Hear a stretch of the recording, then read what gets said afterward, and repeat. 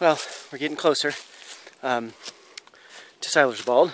We've gotten through most of the climb. Right now, we're at one of my favorite points along this section of the trail, and that is because we're walking on a ridge. Not a knife's edge ridge, but a good spine on the mountains. Over, hold on a second, my pole's down.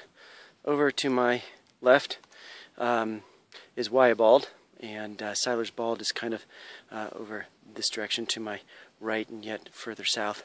But maybe you can see this. I'll turn the camera around and you can see how the lay of the land slopes from downward from both sides of the trail.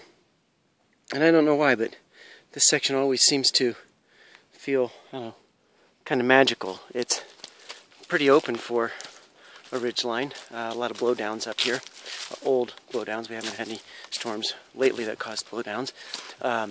And it's kind of grassy in some spots. There's not a lot of underbrush around.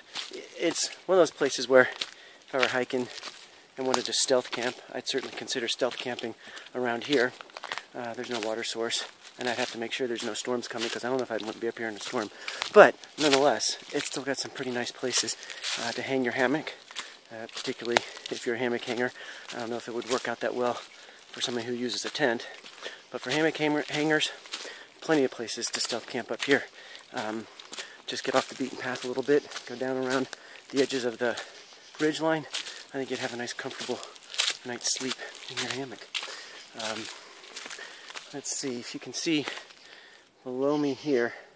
It's cutting down that way, downhill, toward Wire Road. And then again on this side, it's cutting down into that valley below Silers Bald. That eventually leads toward Lake Nantahala, which is a beautiful lake.